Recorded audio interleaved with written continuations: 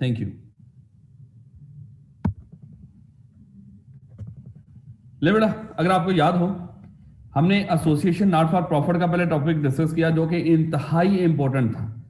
जो लास्ट हमारा टॉपिक जो हमने डिस्कस किया वो इंतहाई इंपॉर्टेंट टॉपिक था regarding association not for profit. और एसोसिएशन नॉट फॉर प्रॉफिट में भी कुछ इफेक्ट्स ऑफ उसके तो मान लेके कुछ चीजें थी जो आज हम डिस्कस कर लेंगे, उसको रिवाइज कर लेंगे। जो खास तौर पे effects of revocation of licence हैं कि रेवोकेशन ऑफ लाइसेंस के बाद की जो एक्टिविटीज हैं उनको जरा थोड़ा सा डिटेल में डिस्कस कर लेंगे। लेकिन बाकी अगर देखा जाए तो हमने डिस्कस किया था कि बेटा मान लो कि अगर कुछ लोगों ने मिलकर एक एसोसिएशन नॉट फॉर प्रॉफिट बनाई हो, एसोसिएशन नॉट फॉर प्रॉफिट बनाई हो, तो ये जो एसोसिएशन नॉट फॉर प्रॉफिट कैसे बनी थी, इन लोगों ने जाके एससीसीपी के सामने कुछ कंडीशंस को पूरा किया था। और एससीसीपी के सामने वो 4 कंडीशंस कौन कौन सी थी कि सर पहले नंबर के ऊपर तो हम ऑब्जेक्टिव वो रखेंगे, पर्पस वो रखेंगे जो आप हमें बता रहे होंगे हैं, पर्पस उन पर्पस में से कोई एक होगा। उसके बाद हमने ये डिस्कस किया था कि सर हम जो भी कमाएंगे उसमें से अपने मेंबर्स को डिविडेंड पे नहीं करेंगे। और तीसरा हमने डिस्कस किया था जो भी हम कमा रहे होंगे सर अपने ऑब्जेक्टिव को प्रमोट करने के लिए उसको दोबारा से लगा देंगे, ऑब्जेक्टिव की प्रमोशन के ऊपर उसको लगा देंगे। और चौथा हमने डिस्कस किया था कि सर कोई इलीगल काम नहीं करेंगे, ऐसा कोई काम नहीं करेंगे जो पब्लिक इंटरेस्ट के अगेंस्ट हो या पाकिस्तान की सॉवरेनिटी के अगेंस्ट हो। जब ये कंडीशंस पूरी कर ली थी तो हमें पता है कि एससीसीपी ने हमें क्या किया था, एससीसीपी ने हमें एक लाइसेंस इशू किया था। एससीसीपी ने बेटा हमें एक लाइसेंस इशू किया था और इस लाइसेंस की बेस के ऊपर जैसे ये लाइसेंस हमें मिला था ये एसोसिएशन नॉट फॉर प्रॉफिट बन गई थी। फायदा क्या हुआ था कि लाइसेंस मिलने के बाद मान लो हम एक कंपनी भी इनकॉर्पोरेट रहे, यानी कि कंपनी भी रहे और साथ ही उस कंपनी के हमें लिमिटेड का वर्ड ऐड करने की जरूरत नहीं थी। तो इस तरह बेटा हमने एसोसिएशन नॉट फॉर प्रॉफिट बनाई थी। लेकिन उसके बाद हमें ये डिस्कस किया था कि बेटा मान लो ये जो मिला है लाइसेंस मिला है, क्या किसी वजह से रिवोक भी हो सकता है, कैंसिल भी हो सकता है। तो मेरे बच्चे जिस बंदे ने लाइसेंस आपको दिया है, कल अगर आप किसी चीज से वायलेशन करोगे, किसी चीज की जिस वादे के बेस के ऊपर आपने ये एसोसिएशन नॉट फॉर प्रॉफिट का लाइसेंस लिया था, अगर उस वादे से मुकर गए, कोई कंडीशंस को पूरा ना किया, फुलफिल ना किया, तो एससीसीपी डेफिनेटली जिसने लाइसेंस दिया है उसको लाइसेंस को रिवोक भी कर सकता है। तो हमने डिस्कस किया था जब एससीसीपी लाइसेंस को रिवोक कर रहा होगा, चलो भैया छुट्टी करो, क्या ये जुबानी कलामी कह रहा होगा? नहीं सर, इसको कहीं ना कहीं रिटर्न ऑर्डर इशू करेगा और वो रिटर्न ऑर्डर भी after being given opportunity to hear उन लोगों को पहले अपॉर्चुनिटी प्रोवाइड करेगा कि आओ भैया पहले मसला बताओ, मैंने ये आप में कुछ गलत देखा है, इसको आके देखो, आप आगे मुझे बताओ कि क्या आपने ऐसा कुछ गलत किया है कि नहीं किया। पहले उनको सुना जाएगा, उसके बाद ये रिटर्न ऑर्डर इशू कर रहा होगा कि नहीं भैया आप मुझे सेटिस्फाई नहीं कर पाए, आपका लाइसेंस रिवोक हुआ।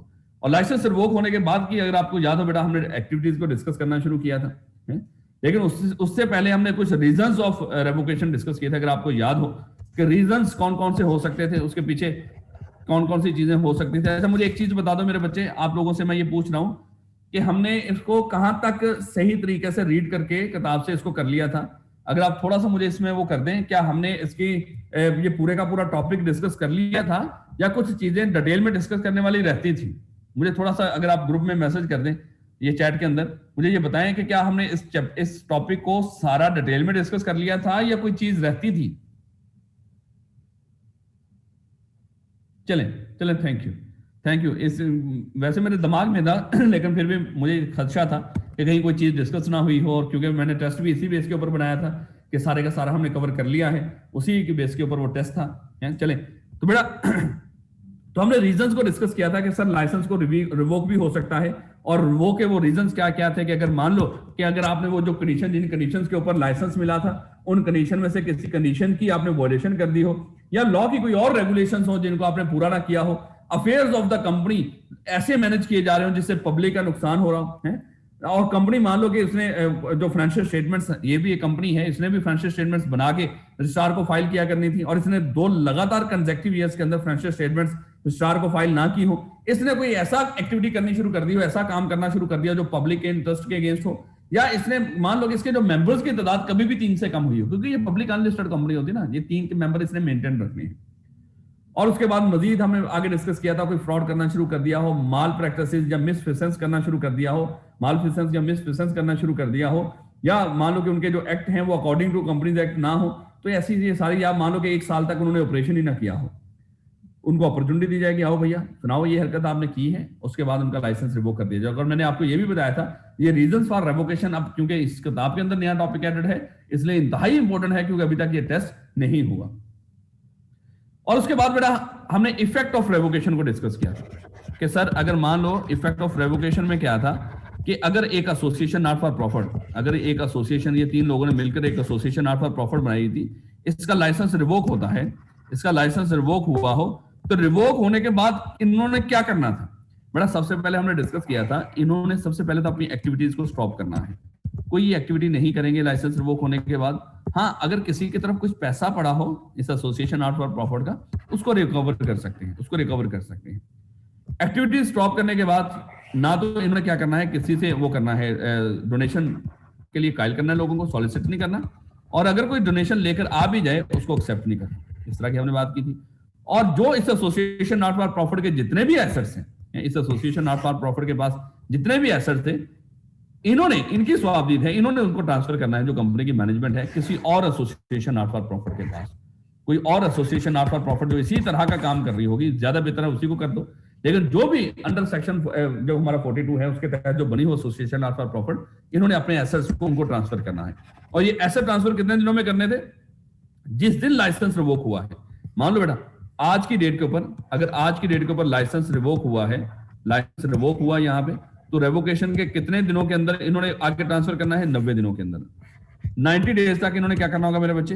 ये सारे के सारे जो एसेट्स हैं उसी तरह के एसोसिएशन नॉट फॉर प्रॉफिट को ट्रांसफर कर देने हैं। जब ये एसेट ट्रांसफर कर चुके होंगे, जब भी कर चुके होंगे, ये तो हद है, इससे पहले भी कर लिया हो, जब भी इनका दिल कर रहा हो, जब कंप्लीट कर चुके हो, या यहाँ इसके बाद तो लाजमी तौर पे एक कंप्लायंस रिपोर्ट इन्होंने तैयार करके रजिस्ट्रार को जमा करवानी थी। सर वो जो आपने जिम्मेदारियां हमें दी थी, वो सारी की सारी जिम्मेदारियां हमने पूरी कर ली है। तो बेटा इस तरह इन्होंने एक कंप्लायंस रिपोर्ट उसको सबमिट करवानी है। अब वो अपनी तसल्ली करेगा क्या वाकई ही इन्होंने वो सारी की सारी जिम्मेदारियां पूरी कर ली हैं। अगर पूरी कर ली हैं तो वो उसको एक्सेप्ट कर लेगा, और एक्सेप्टेंस के अगले 30 दिन के अंदर हमने क्या करना था, मजीद रजिस्ट्रार के पास अप्लाई करके कंपनी का नाम जो है उसको स्ट्राइक ऑफ करवाना था, क्योंकि कंपनी तो अभी भी है ना, उसके नाम का रजिस्ट्रार के रजिस्टर में नाम आ रहा होगा, उसके नाम को स्ट्राइक ऑफ करवाना था। और अगर मान लो कि कहता है कि कुछ एसेट बच गए हो, अब बच्चे पूछते हैं सर ये कौन से एसेट आगे, कहां से आगे, क्योंकि सारे एसेट तो हम ट्रांसफर कर चुके हैं। अगर आपको याद हो हमने ये कहा था कुछ पैसे आप बचा के भी रख सकते हो, उसके बाद हो सकता है कोई रिकवरी हुई हो, किसी और से कुछ पैसा रिकवर हुआ हो जो किसी की तरफ ड्यू था, वो रिकवर हुआ हो, तो हो सकते हैं कुछ एसेट पड़े हैं, कोई और निकला है एसेट्स। तो अगर तो कुछ एसेट्स आज भी नजर आ रहे हो उस एसोसिएशन नॉट फॉर प्रॉफिट के, तो उसकी प्रॉपर वाइंडिंग अप की जाएगी। वाइंडिंग अप में ये क्या है कि उसमें एसेट्स को या तो आगे किसी और को ट्रांसफर किया जाएगा मजीद, या मान लो कि उसको बेचकर किसी पैसे को किस तरह करना है, वो एससीपी ऑर्डर इशू कर रहा होगा, तो वाइंडिंग अप होगी। अगर नहीं कुछ बचा तो फिर स्ट्राइक ऑफ सीधा सीधा। तो बेटा ये हमने ये प्रोसेस सारा डिस्कस किया था, जिसमें 90 दिन, 15 डेज और 30 डेज वाला मामला था। और हमने साथ ये भी डिस्कस किया था कि जिस एक एसोसिएशन नॉट फॉर प्रॉफिट ने जिस other association not for profit को ट्रांसफर किए हैं assets, other association not for profit को एसेट ट्रांसफर किए हैं, तो ये नहीं करना कि जैसे ही उसको एसेट ट्रांसफर किए साथ खुद भी वहां पे ट्रांसफर होते हैं। तो लॉ ने कहा था कि इस एसोसिएशन के जो भी लोग हैं, मेंबर्स हैं, ऑफिसर्स हैं, या उनके आगे फैमिली मेंबर्स हैं, उस एसोसिएशन नॉट फॉर प्रॉफिट में कोई पोजीशन नहीं ले सकते जिसमें एसेट ट्रांसफर किया था। और ये कितने सालों तक? 5 सालों तक। और दूसरा हमने ये भी डिस्कस किया था ऊपर ही, अगर आप दोबारा वापस आओ, हमने ये कहा था कि 90 दिन के अंदर अंदर एसेट ट्रांसफर करने हैं, और वो कंप्लायंस रिपोर्ट अगले 15 दिन के अंदर और फिर 30 दिन के अंदर आपने कंपनी का नाम स्ट्राइक ऑफ करवाना है।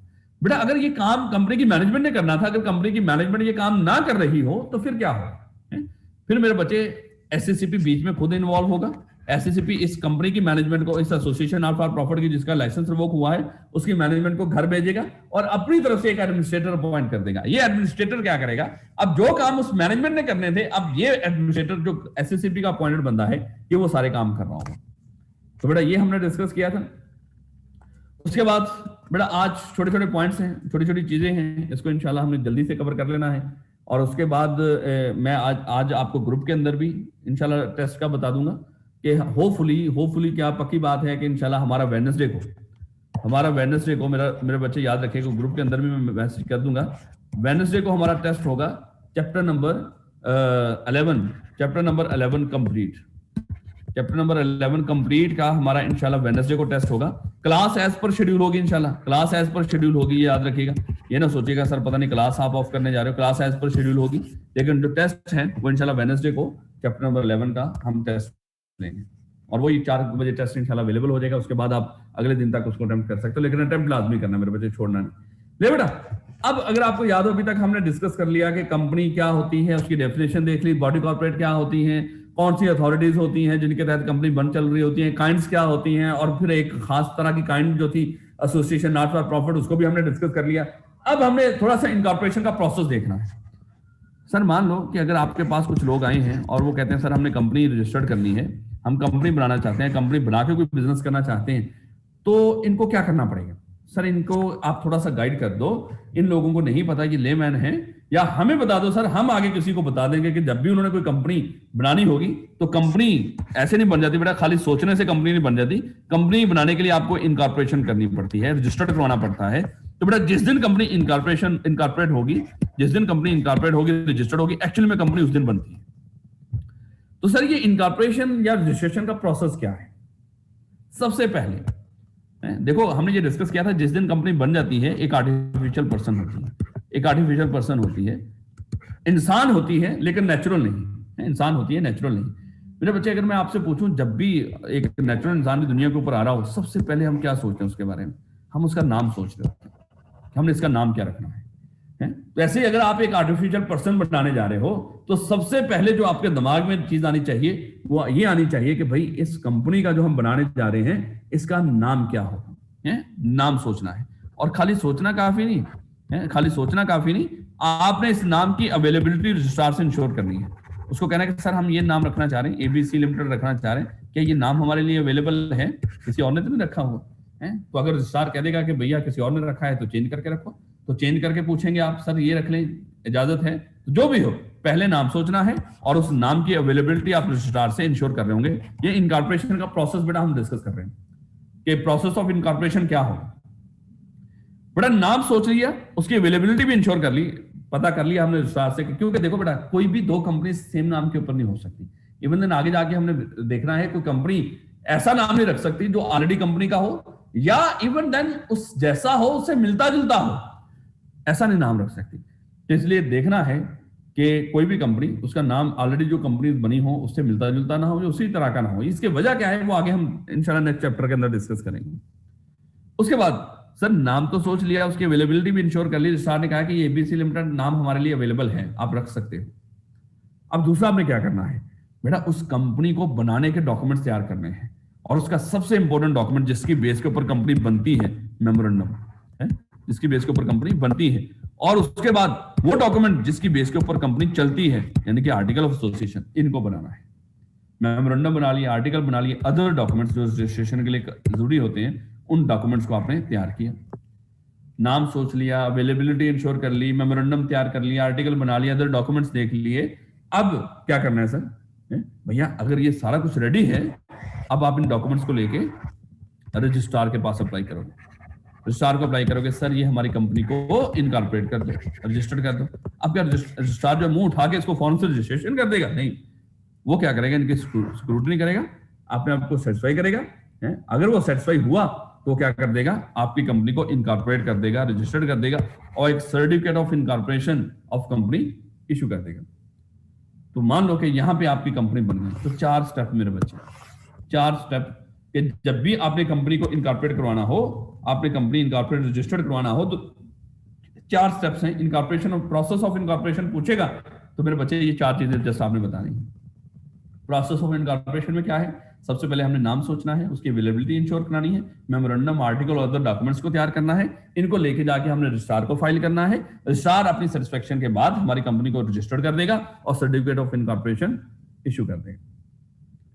तो मेरे बच्चे यहां तक ये तो इनकॉर्पोरेशन का प्रोसेस था।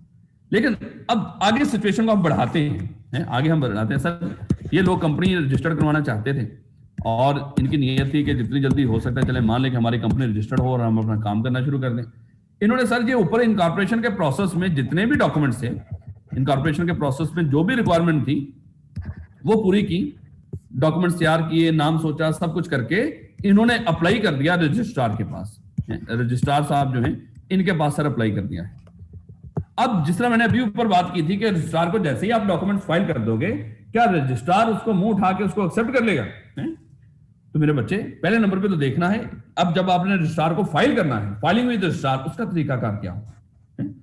जो लोग ये डॉक्यूमेंट्स को लेके जा रहे हैं, जो भी बंदा ऑथराइज होगा इसको रजिस्टर करवाने के ऊपर, जब उसको जमा करा रहा होगा कंपनी को रजिस्ट्रेशन के लिए, साथ एक डिक्लेरेशन भी फाइल करेगा। डिक्लेरेशन क्या है कि भाई हम ये लोग हैं जो कंपनी बनाना चाहते हैं और हम ये कंपनी एक्ट 2017 के मुताबिक जो भी रिक्वायरमेंट थी वो हम सारी पूरी करके आपके पास आए हैं सर, इसलिए आप हमारी कंपनी को रजिस्टर कर दो।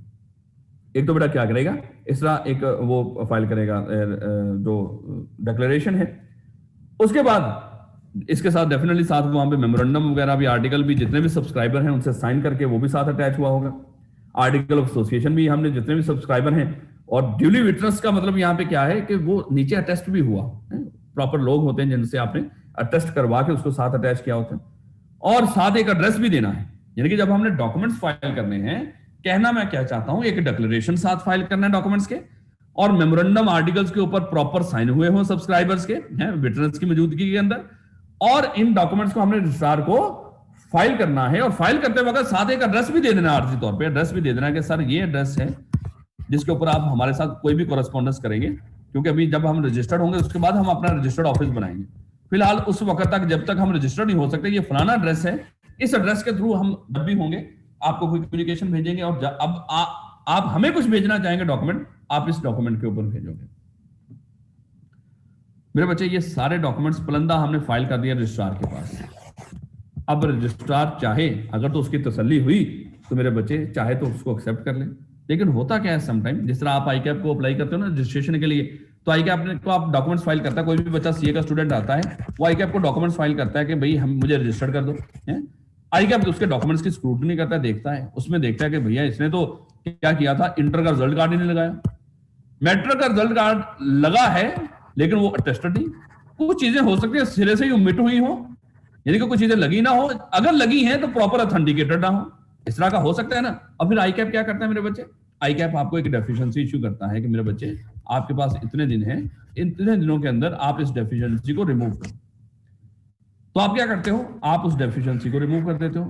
अगर इंटर का रिजल्ट कार्ड नहीं लगा हुआ था या आपने उससे वेबसाइट से लेकर लगा दिया था, अब आप इंटर का डॉक्यूमेंट जमा करवा दोगे, जो टेस्ट नहीं हुआ था टेस्ट करवा के उनको दे दोगे, तो उसके बाद आईकैप अपनी तसल्ली करने के बाद आपको रजिस्टर कर देगा। यहां पर भी यही मामला है, जब आपने रजिस्ट्रार को डॉक्यूमेंट्स दिए हैं, रजिस्ट्रार उसकी स्क्रूटनी करेगा, जब स्क्रूटनी कर रहा होगा देखेगा कि कोई चीज मिसिंग तो नहीं, कोई चीज ओमिट तो नहीं, कोई मान लो कि इस तरह की चीज हो जो हमने अभी उसको ऑथेंटिकेटेड ना कराया हो, अनऑथेंटिकेटेड कोई चीज तो नहीं है, जो चीज होनी चाहिए थी वो सिरे से गायब हो, जो चीज है वो हो सकता है इनकरेक्ट हो, उसमें एरर हो, तो डॉक्यूमेंट्स में इस तरह का मामला हो सकता है ना। तो रजिस्ट्रार क्या करेगा, कंपनी को कहेगा कि भाई आपके डॉक्यूमेंट में एक डेफिशिएंसी है, उस डेफिशिएंसी को रिमूव करना। आपने क्या करना है, उस डेफिशिएंसी को रिमूव करना है, और रिमूव करके दोबारा से रजिस्ट्रार को भेजना कि सर ये ले हमने डेफिशिएंसी को रिमूव कर दिया है, और रजिस्ट्रार दोबारा से देखेगा क्या वो सेटिस्फाई है, अगर तो सेटिस्फाई है ठीक, अगर सेटिस्फाई ना हुआ तो फिर क्या होगा, रजिस्ट्रार आपकी रजिस्ट्रेशन को रिफ्यूज कर सकता है। रजिस्ट्रार कह सकता है कि नहीं भैया आपको मैं एज ए कंपनी रजिस्टर नहीं कर सकता, रिफ्यूज कर दिया है। सर रिफ्यूज हो गया, उसके बाद क्या कोई तरीकाकार है? भाई एक और भी आपके पास ऑप्शन है, वो क्या है, जिस दिन रिफ्यूज हुआ है, आज की डेट के ऊपर रिफ्यूज हुआ, तो रिफ्यूजल के अगले 30 डेज के अंदर आप एसएससीपी को अप्लाई कर सकते हो। सर ये देखो हमने कंपनी रजिस्टर करने के लिए अप्लाई किया था लेकिन उसने तो इनकार कर दिया है, इनकार कर दिया, सर अब आप ही कुछ करो। तो यहाँ पे एसएससीपी फिर जो भी फैसला करेगी वो फाइनल होगा। फाइनल का मतलब क्या है, आप इसके बाद किसी कोर्ट में किसी और जगह के ऊपर जाके किसी तरह का रिलीफ नहीं ले सकते। तो मेरे बच्चे हमने क्या डिस्कस किया है, वो लोग जो कंपनी बनाना चाहते हैं सारे डॉक्यूमेंट्स पकड़ेंगे, सारे डॉक्यूमेंट्स उन्होंने रेडी किए, डॉक्यूमेंट्स को रेडी करने के बाद क्या करेंगे, रजिस्ट्रार को, जो रजिस्ट्रार साहब हैं उनको फाइल कर देंगे। जब रजिस्ट्रार को फाइल करेंगे, रजिस्ट्रार इन डॉक्यूमेंट्स को देखेगा, अगर इस डॉक्यूमेंट में कोई चीज उसको कमी नजर आई, किसी चीज की कोई अटेस्टेशन की कमी आई, कोई डॉक्यूमेंट ओमिट हुआ या इनकरेक्ट हुआ, एरर हुई, कोई चीज अकॉर्डिंग टू एक्ट ना हुई तो उसको लगी, तो वो क्या करेगा, एक डेफिशिएंसी इशू करेगा और कंपनी को कहेगा इस डेफिशिएंसी को रिमूव करो। तो कंपनी की जिम्मेदारी है कि उस डेफिशिएंसी को रिमूव करें। अब उसने मान लो कि डेफिशिएंसी को रिमूव ही नहीं किया या रिमूव किया, उससे रजिस्ट्रार सेटिस्फाई ना हुआ। अगर रजिस्ट्रार सेटिस्फाई ना हुआ तो बेटा क्या है, अगर वो डिससेटिस्फाई हुआ तो वो आपकी कंपनी की रजिस्ट्रेशन को रिफ्यूज कर देगा, रिफ्यूज्ड बाय रजिस्ट्रार। तो अगर रिफ्यूज होगी है, क्या अब आपके पास कोई और ऑप्शन है? तो बेटा आपके पास ऑप्शन क्या है, आप एसएससीपी को अप्लाई कर सकते हैं। और एसएससीपी को कब अप्लाई करना है, जिस दिन ये रिफ्यूजल हुई है, रिफ्यूजल के अगले 30 डेज के अंदर आप एसएससीपी को अप्लाई कर सकते हैं। और फिर एससीसीपी का जो भी फैसला होगा वो फाइनल होगा, आप किसी कोर्ट में अप्लाई नहीं कर सकते। तो बेटा ये एक डिस्कशन थी, इसको थोड़ा सा हम किताब से भी अगर रिलेट कर लें ताकि हमें थोड़ा सा पता हो कि हमने पढ़ा क्या है, क्योंकि वैसे तो माशाल्लाह आप सारे बच्चे सियाने हो, मोस्टली बच्चे सियाने हैं, लेकिन कुछ बच्चे इस क्लास के अंदर भी वो हैं जो शायद पहली दफा इसको पढ़ रहे हैं। लॉ था तो ये हमारा क्रैश वैश या इसको कह लो कि हमारा पोस्ट रन, लेकिन कुछ बच्चे हैं जो अभी यहाँ पे वो पढ़ रहे हैं, तो उनको भी जरा थोड़ा सा साथ लेके चल पड़े।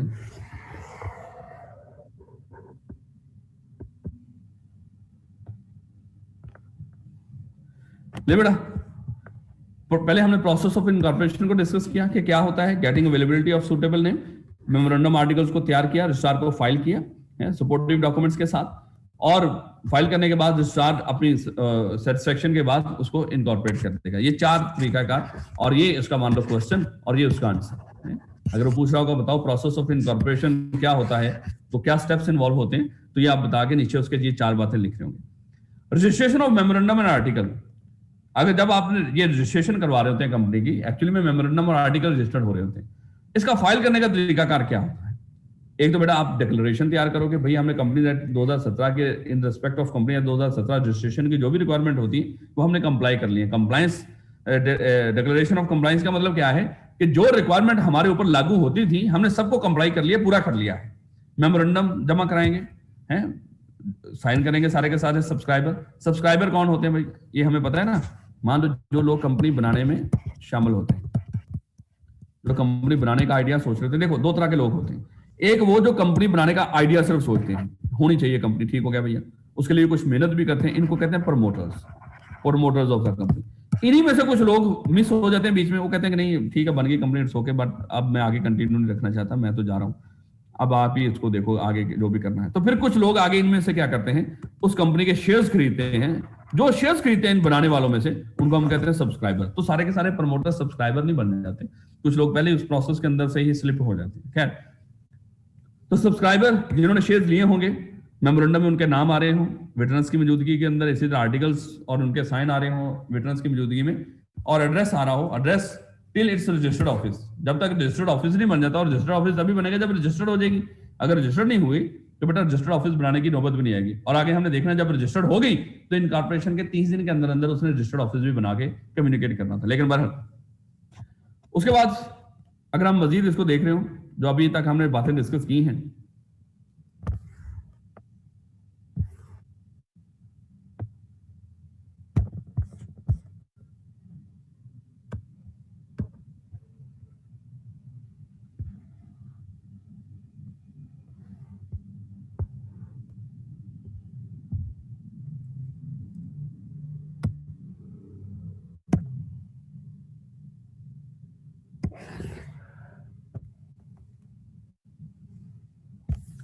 उसके बाद बेटा अगर आपको याद हो हमने डिस्कस किया कि revise document, removal of defects, अगर कोई डिफेक्ट हो गया हो, where the registrar is of the opinion that any document or information contain any matter contrary to law or does not otherwise comply with the requirement, यानी कि contrary to law है, जो law के मुताबिक नहीं है, हैं या सही से कंप्लाई ना कर रहा हो, और is not complete owing to any defect, यानी कि कंप्लीट नहीं है इंफॉर्मेशन, एरर है या ओमिशन है, कोई चीज होनी चाहिए तो सिरे से नहीं है, अनऑथेंटिकेटेड है, तो बेटा यहाँ पे क्या है, तो वहां पे रजिस्ट्रार उसको रिमूव वो कर सकता है, डेफिशिएंसी दे सकता है।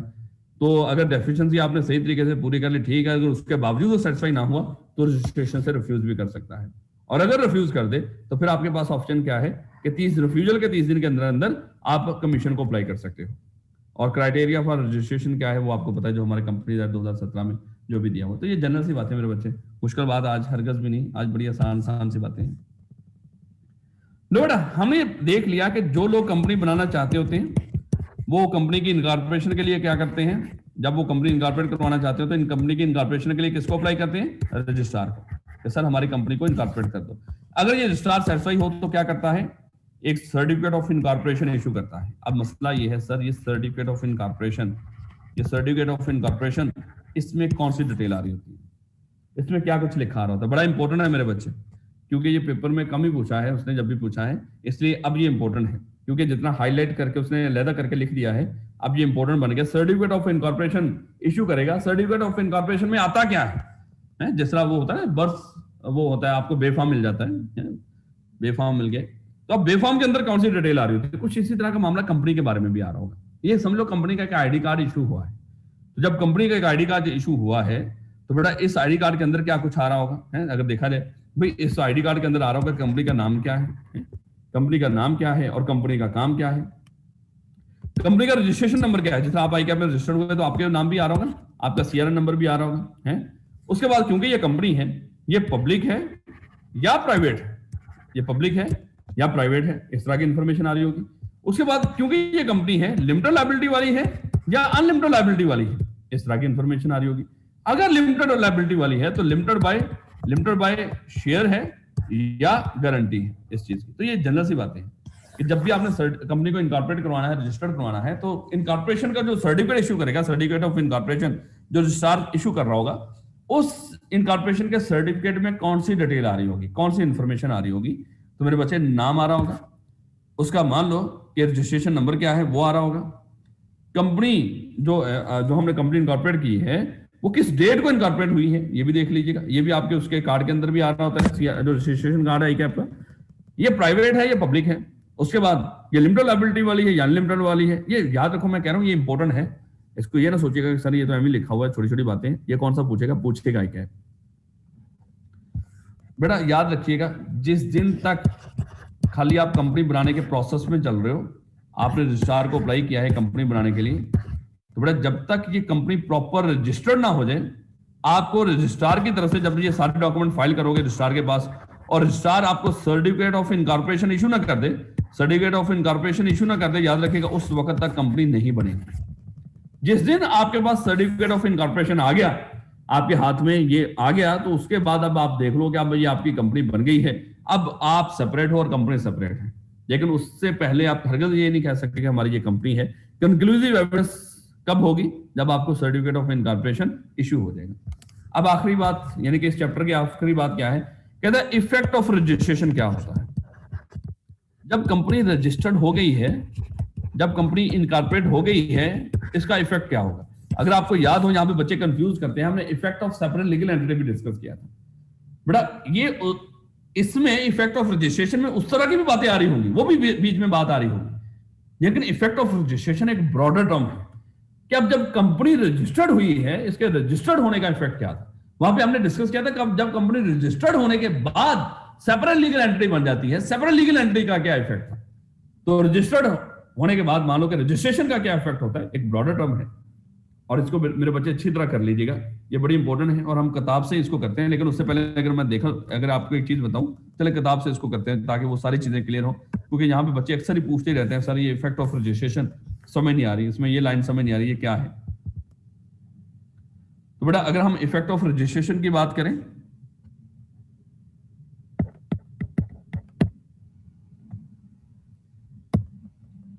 तो हमारी किताब इसको कैसे कवर कर रही है, इसको जरा देख लें साथ साथ ही।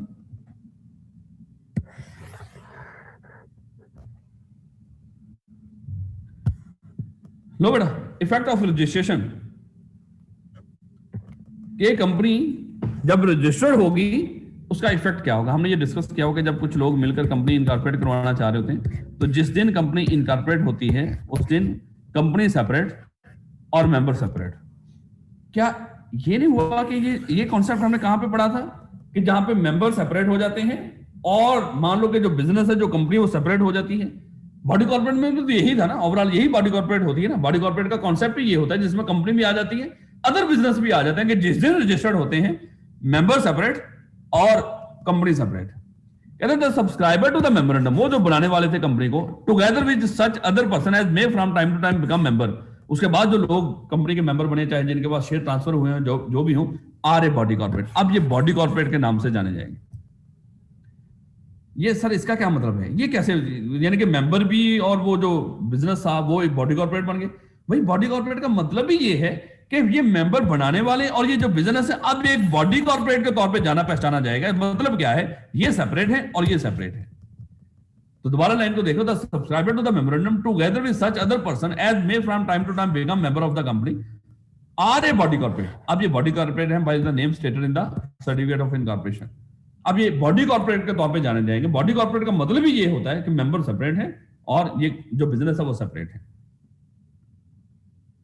The body corporate is capable of exercise all the functions of incorporated company. अब जब वो इनकॉर्पोरेट हो गई है, आर्टिफिशियल पर्सन बन गई है, अब वो सारी की सारी जो पावर एक आम इंसान के पास होती हैं, जो राइट्स होते हैं, ऑब्लिगेशंस होते हैं, वो सारे इसके पास आ जाएंगे। इवन देन इसकी परपेचुअल सक्सेशन होगी, मरने के बाद इसके शेयर्स ऑटोमेटिकली किसी और बंदे को ट्रांसफर हो रहे होंगे। यही हमने डिस्कस किया था ना, ये सारे के सारे अगर मर भी जाते हैं, इनकी डेथ हो जाती है, तो क्या कंपनी खत्म हो जाएगी? नहीं भैया, हमने डिस्कस किया था ये जो अगर डेथ हो भी जाती है, इनके शेयर्स ऑटोमेटिकली इनके वरसा को ट्रांसफर हो जाएंगे, कंपनी चलती रहेगी। इन लोगों के चेहरे जैसे मर्जी बदलते जा रहे हो, ये ट्रांसफर कर रहे हो, बेच रहे हो, मर रहे हो, हमें इससे कोई लेना देना नहीं।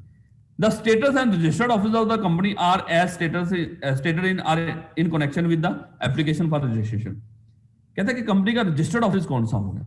कहता है वो वही होगा जो हमने कंपनी को इनकॉर्पोरेट करते वक्त हमने कम्युनिकेट किया था कि भैया फलानी जगह के ऊपर हम हो सकता है कंपनी का रजिस्टर्ड ऑफिस बना रहे होंगे, या ये हमारा रजिस्टर्ड ऑफिस होगा, तो वो एज पर स्टेटस जो हमने स्टेट किया था वहां पे एज पर स्टेटेड होगा। अब दोबारा देखो, the status and registered office of the company are as stated in connection with the application for registration। Registration कराते वक्त जो हमने स्टेट किया था कि कंपनी का रजिस्टर्ड ऑफिस कौन सा होगा, कैसे होगा। और ये देखो, ये तो जैसे एक लाइन लिखी हुई है ना कि जब कंपनी इनकॉर्पोरेट हो जाती है, आज के दिन के ऊपर मान लो कंपनी हमने इनकॉर्पोरेट की है, आज की डेट के ऊपर इनकॉर्पोरेट हुई है, इस कंपनी ने इनकॉर्पोरेशन के अगले 30 दिन के अंदर अंदर कम्युनिकेट करना होता है कि भाई अब हमारा रजिस्टर्ड ऑफिस ये हो।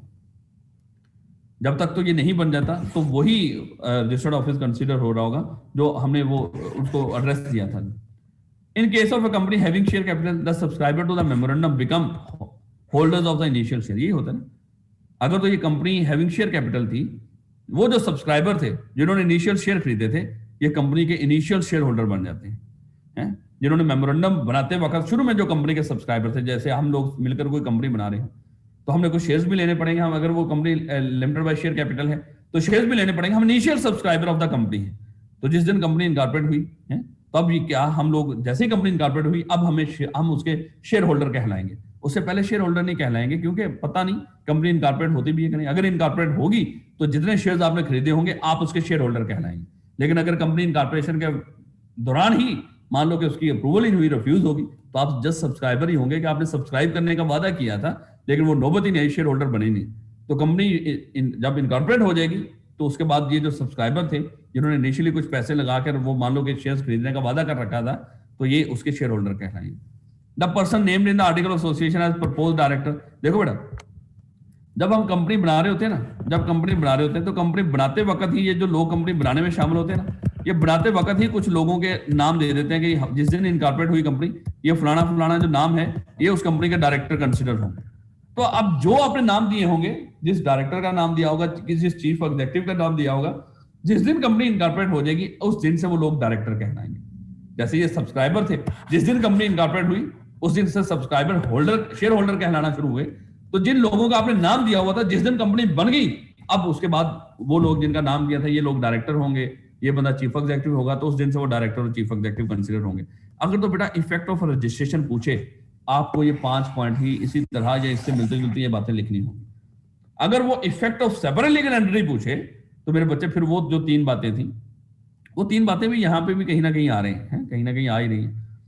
लेकिन वहां पे क्या था कि मेंबर्स की लायबिलिटी लिमिटेड हो जाती है, परपेचुअल सक्सेशन होती है जो यहाँ पर भी हमने डिस्कस किया है, और सेपरेशन ऑफ ऑनरशिप और मैनेजमेंट होती है जो सबसे पहले पॉइंट में डिस्कस कर रहा है कि आप ये बॉडी कॉर्पोरेट बन जाएंगे। तो ये बातें उसी तरह की हैं, लेकिन यहाँ पे थोड़ी सी ज्यादा डिटेल बता रहा है, इसलिए इफेक्ट ऑफ रजिस्ट्रेशन होपफुली ये 4-5 नंबर का पूछेगा। अगर वो पूछेगा वो 3 से ज्यादा नहीं पूछेगा। तो effect of separate legal entity और इफेक्ट ऑफ रजिस्ट्रेशन, इन दोनों के डिफरेंस को समझ के बेटा आपने इसको करना है।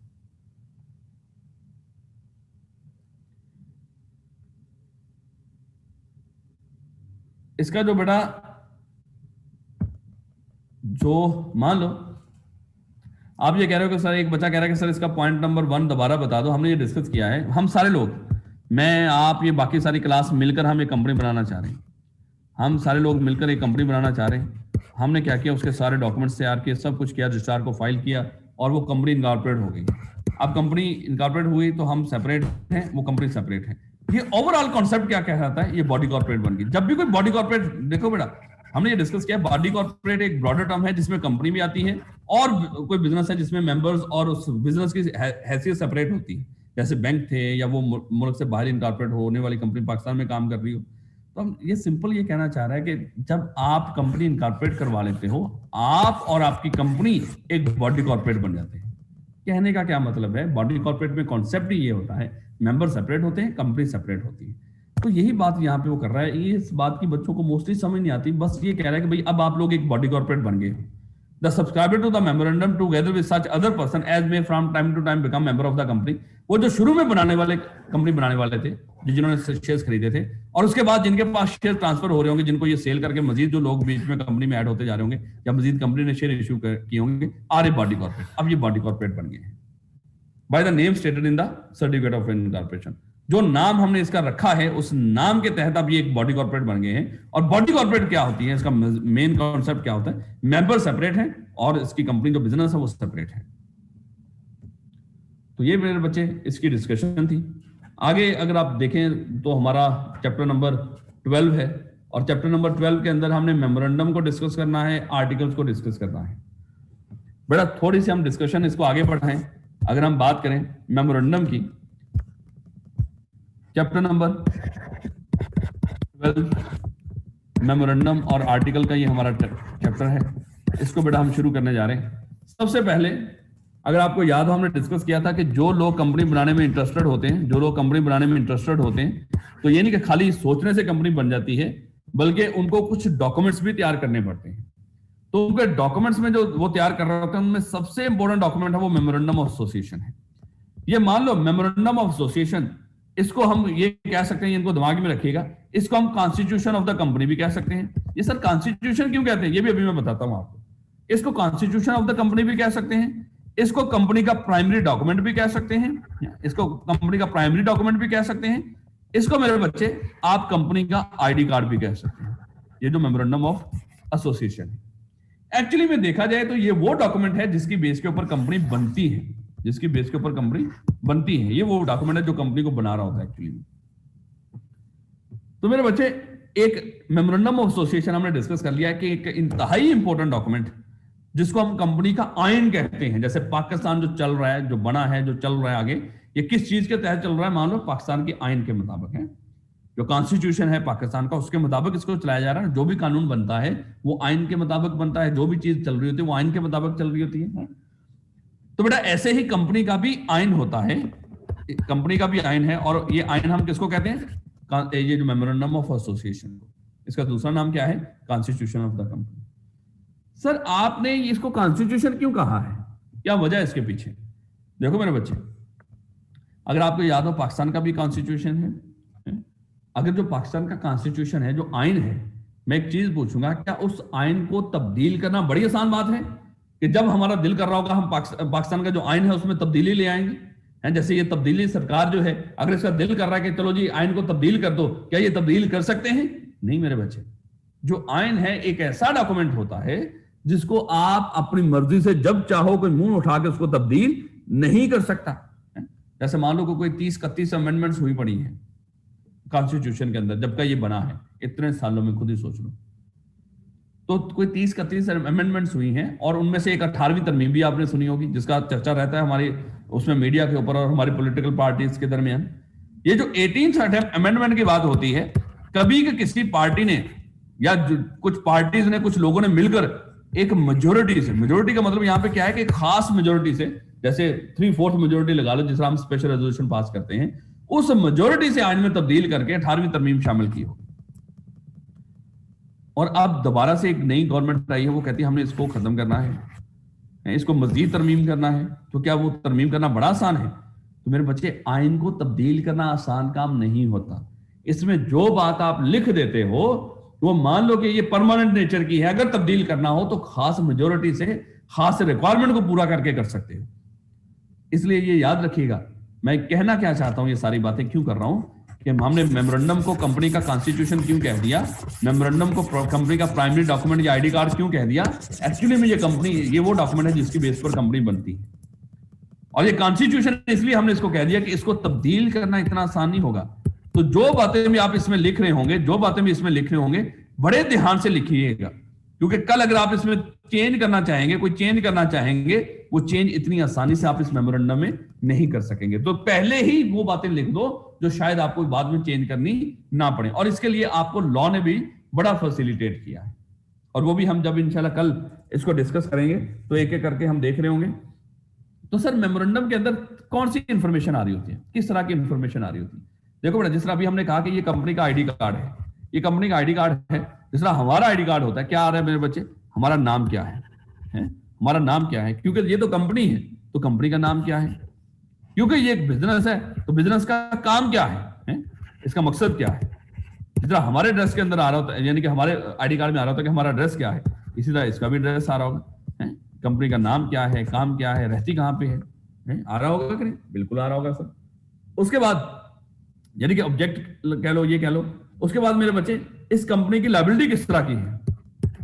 लायबिलिटी मतलब मेंबर्स की लायबिलिटी किस तरह की है? कंपनी का तो हमें पता है वो अनलिमिटेड लायबिलिटी होती है सर, तो लायबिलिटी किस तरह की है?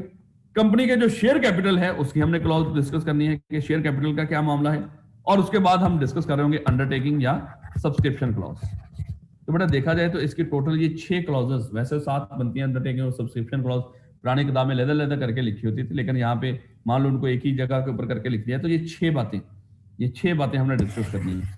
तो कल मेरे बच्चे लाजमी तौर पे क्लास आप मिस ना कीजिएगा, तो इनको इंशाल्लाह हम डिस्कस करेंगे, थोड़ी सी स्पीड से डिस्कस कर लेंगे, क्योंकि ये तो हमें पता चल गया कि कंपनी का जो मेमोरेंडम होता है वो क्या होता है?